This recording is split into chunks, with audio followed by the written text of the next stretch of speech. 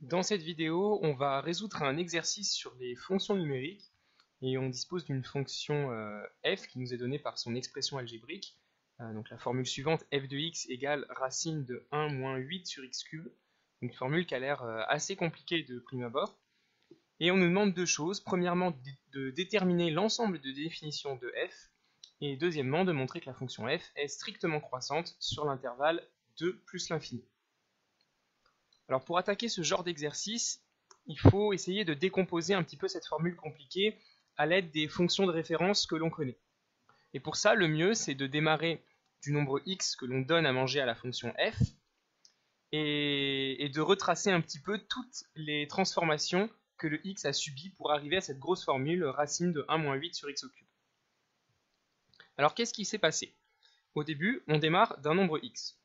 Puis, visiblement, on l'a élevé au cube. Donc on a appliqué une première fonction qui est la fonction cube. Ensuite, le problème c'est que notre x cube là, il est au dénominateur. On a une barre de fraction et il se retrouve en dessous. Donc ce qui s'est passé à un moment, c'est qu'il y a eu une inversion pour qu'il se retrouve en dessous. On a dû appliquer la fonction inverse à un moment. Je rappelle que la fonction inverse, quand vous lui donnez un nombre grand X, elle va lui associer 1 sur grand X. Et bien là, c'est ce qui s'est passé avec notre x cube. Quand on lui applique la fonction inverse, ça a donné 1 sur x cube. Bon, nous, on a un 8 sur x cube. Mais à partir de 1 sur x cube, c'est pas très compliqué d'arriver à 8 sur x cube. En fait, il suffit tout simplement de multiplier cette fraction par 8. Donc l'étape qui a été appliquée après la fonction inverse, ça a été tout simplement de multiplier par 8. Ce qui a donné 8 sur x cube. Alors, que s'est-il passé ensuite? Ensuite, il y a le moins devant. Pour faire apparaître un moins devant cette quantité, il suffit de la multiplier par moins 1. Donc je pourrais rajouter une flèche et dire qu'on a multiplié par moins 1, mais en fait je vais condenser ça avec la multiplication par 8. Si on a multiplié par 8, puis multiplié par moins 1, c'est qu'au final, on a multiplié par moins 8, ce qui a donné moins 8 sur x cube. Ensuite, on a un 1 devant. Ça veut dire tout simplement qu'à cette quantité, on lui a ajouté 1, ce qui a donné 1 moins 8 sur x cube. Et la dernière étape, vous l'aurez deviné, c'est tout simplement la fonction racine, donc qui a une quantité grand X, associe la racine carrée de grand X. Alors ici, notre quantité, elle est un petit peu compliquée, c'est 1 moins 8 sur x au cube, ce qui donne racine de 1 moins 8 sur x au cube. Donc en fait, tout ça, toutes ces étapes-là, c'est ce qui s'est passé un petit peu à l'intérieur de la machinerie qui est la fonction f. Hein, si vous lui donnez à manger un x, vous avez toute une machine, la fonction f, et à la sortie, le f de x. Et le f de x à l'arrivée, c'est ce qu'on a là. Et le x, c'est ce qu'on avait au départ. Donc en fait, il s'est passé tout ça dans la machine f. Une fois qu'on a décomposé du coup notre fonction f à l'aide de toutes nos fonctions de référence, hein, donc cube, inverse, racine, il aurait pu avoir la fonction carré aussi. Une fois qu'on a fait ça, on a fait l'essentiel du travail. Pour résoudre la question 1, trouver l'ensemble de définitions, il suffit de se demander si chacune des étapes qu'on a appliquées est correctement définie pour tous les nombres x. La fonction cube, on sait qu'elle est définie sur R tout entier, donc il n'y a pas de problème, on peut prendre n'importe quel réel x. La fonction inverse, en revanche, elle n'est définie que pour les réels non nuls. En 0, elle n'est pas définie. En effet, si vous prenez un grand X qui est égal à 0, vous allez vous retrouver avec du 1 sur 0 et c'est impossible, on ne peut pas diviser par 0. Donc nous, dans notre cas, il faut ici que le x cube auquel on applique la fonction inverse soit différent de 0. Donc on va avoir une première condition, x cube doit être différent de 0. Continuons. Ensuite, multiplier par moins 8, ça, il n'y a aucun problème. Ajouter 1, ça, il n'y a aucun problème. Et on arrive à la fonction racine. La fonction racine, on rappelle qu'elle n'est définie que quand le grand X que vous lui donnez à manger est un réel positif. Hein, prendre racine d'un nombre négatif, ça n'existe pas. ça n'est pas défini pour la fonction racine. Du coup, notre quantité que l'on donne à manger ici à notre fonction racine, il faut qu'elle soit positive. Le 1 moins 8 sur x³ doit être positif, ce qui nous donne une deuxième condition sur x. La quantité doit être positive. Alors, on va essayer d'améliorer un petit peu de modifier un petit peu ces conditions pour en déduire des informations sur x. La première, c'est pas très compliqué, parce que en fait, pour que x au cube soit différent de 0, il suffit que x soit différent de 0. Tout simplement parce que 0, c'est le seul nombre qui, quand vous l'élevez au cube, donne 0. Pour la deuxième condition, il va falloir qu'on travaille un petit peu plus, il va falloir qu'on résolve cette équation. Alors, on peut commencer tout simplement par ajouter la quantité 8 sur x³ des deux côtés de l'inéquation. À gauche, du coup, les 8 sur x³ vont se simplifier, il va rester du coup juste le 1. Et à droite, on va se retrouver avec le 8 sur x³. Là, ce qui nous dérange dans cette inéquation, c'est que le x³ est en bas, au dénominateur. Donc pour pouvoir le refaire passer en haut, on aimerait multiplier à gauche et à droite par x³. Ce qui va nous donner à gauche du 1 fois x³ du x³, et à droite du 8 sur x³ fois x³, donc les x³ vont se simplifier, il va rester juste du 8. Et on se sera débarrassé du x³ qui était au dénominateur. Même si on en a fait apparaître à gauche, c'est quand même plus agréable. Le problème c'est qu'on ne sait pas dans quel sens va être le signe d'égalité. Parce qu'on multiplie ici par un nombre, mais c'est un nombre x³, et x on ne le connaît pas. Si x³ est positif, le sens de l'inégalité va être conservé. Mais si x³ est négatif, le sens de l'inégalité va être changé. Donc on va l'écrire. On va avoir le même sens d'inégalité si x³ est positif, mais on va avoir un sens différent si x³ est négatif. Alors, quand est-ce que x³ est positif? Là encore une fois, c'est un résultat sur la fonction de référence, la fonction cube. On sait que la fonction cube, elle est négative quand x est négatif, et elle est positive quand x est positif. Donc en fait, la condition x³ positif, c'est exactement la même chose que x positif. Et la condition x³ négatif, c'est exactement la même chose que x négatif. Alors maintenant, ce que je vais faire, il y a une petite astuce, c'est que le 8, je vais le réécrire comme étant 2 au cube. 8, c'est bien 2 fois 2 fois 2. Et du coup, on aimerait passer ici de notre x³ supérieur à 2 au cube à x supérieur à 2. Et ça, on a le droit de le faire. Ces deux inégalités sont équivalentes. Donc si on en revient, une fois qu'on a obtenu ça, à ce qu'on voulait au départ, on voulait que notre quantité 1 moins 8x au cube soit positive.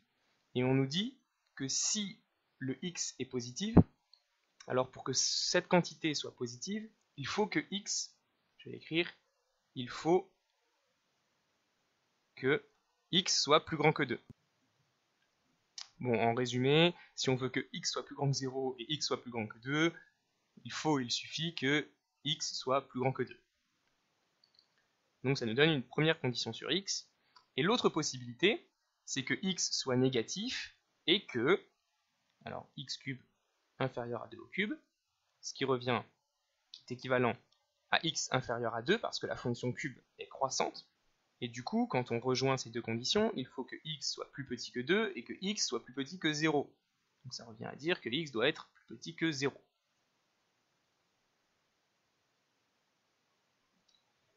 Finalement, on a ce choix-là. On veut que x ici soit différent de 0, et ensuite on veut que x soit plus grand que 2, ou plus petit ou égal à 0. Bon, le égal à 0, on va être obligé de l'enlever, puisqu'on a dit qu'il fallait que x soit différent de 0. Donc, la conclusion, que je vais écrire ici, c'est qu'il faut que x soit plus grand que 2, ou que x soit, alors, strictement inférieur à 0, puisqu'il faut qu'il soit plus petit que 0 et différent à la fois. Et ici, dans la condition x plus grand que 2, s'il est plus grand que 2, il est a fortiori différent de 0.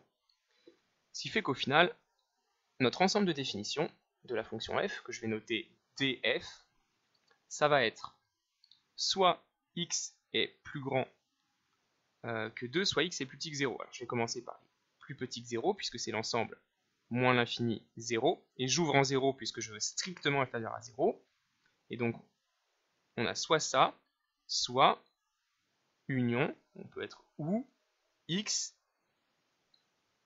supérieur ou égal à 2. Donc je prends le 2, et je peux aller aussi loin que je veux, tant que c'est plus grand que 2. Ce qui nous donne cet ensemble de définitions pour la fonction f. Alors c'était une question qui, mine de rien, était quand même assez difficile. L'essentiel, c'est vraiment d'avoir décomposé la fonction en différents morceaux, on va dire, en différentes sous-fonctions de référence. Et ça va nous servir d'ailleurs pour faire la question 2, qu'on va attaquer dès maintenant. Ensuite, pour les conditions, pour un petit peu améliorer les conditions qu'on a trouvées, la résolution de 1 moins 8 sur x au cube supérieur à 0, c'était pas forcément évident, il y avait des petites astuces, il y avait une distinction de cas. Bon, ça va dépendre en fait tout simplement de la complexité de la formule qui est donnée pour la fonction f. Donc le raisonnement risque d'être un petit peu différent suivant les cas. C'est pour ça que l'essentiel surtout c'est de bien retenir la démarche d'avoir décomposé la fonction. Alors la question 2 en revanche, elle est vraiment très classique. Il va falloir qu'on utilise tout simplement la définition de fonction strictement croissante. Donc je vais la rappeler. Une fonction f est strictement croissante sur un intervalle i, si et seulement si, pour tout nombre a et b dans i avec a plus petit que b, on doit avoir f de a plus petit que f de b. Donc ce qui est important surtout de retenir, c'est que on a le même sens. Si vous prenez deux nombres, leurs images, f de a, f de b, vont être rangées dans le même ordre. Si ici, au lieu de croissante, on avait décroissante, eh bien pour deux nombres a et b, on aurait eu les images rangées dans l'ordre inverse.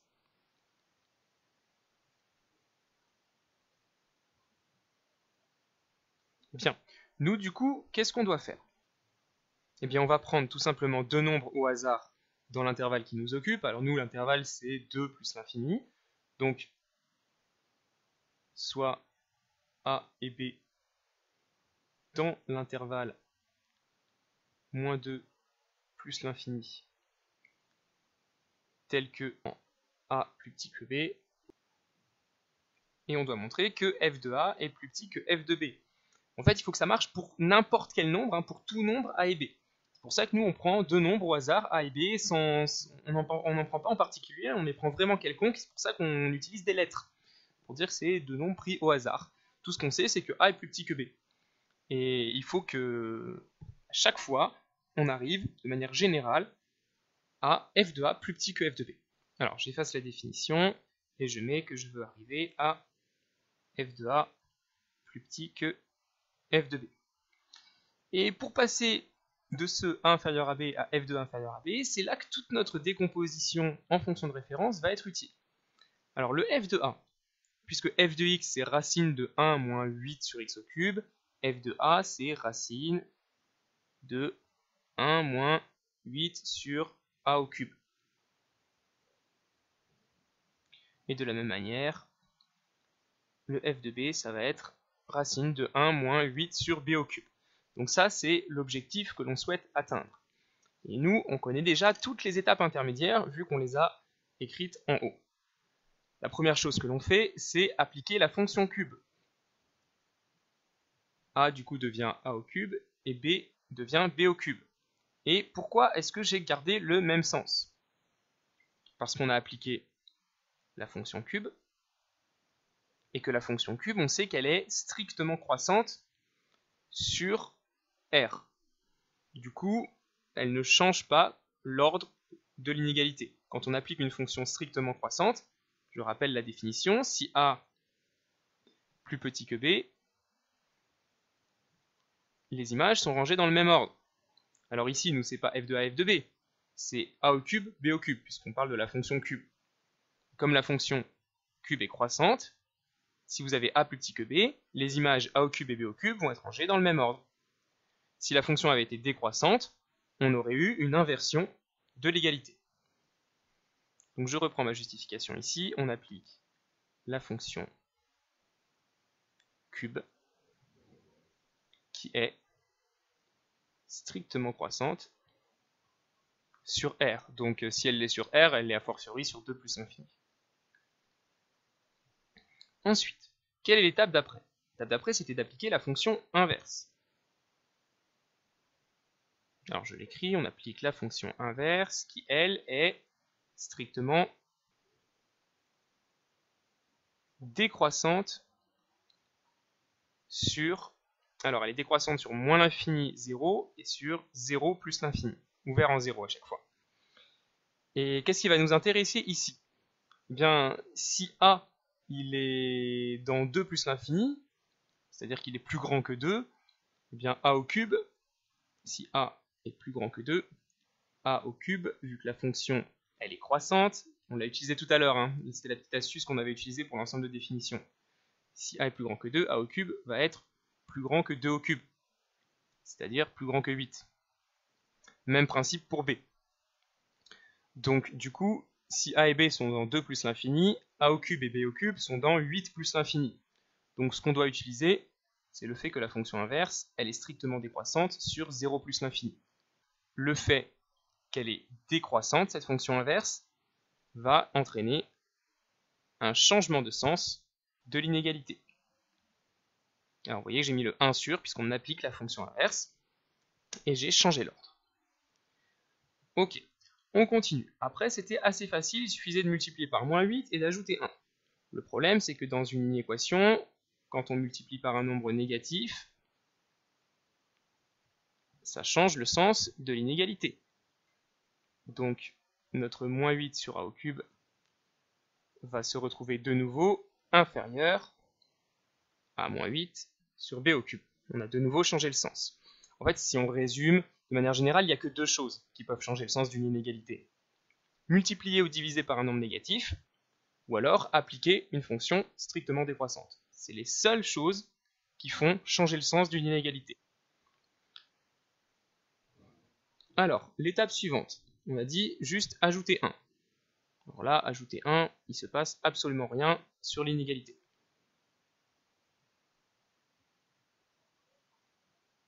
Hop, on a juste fait plus 1. Et ensuite, il y a la dernière étape, on applique la fonction racine carrée. Et la fonction racine carrée, elle est strictement croissante sur son ensemble de définitions. Son ensemble de définitions qui est 0 plus l'infini.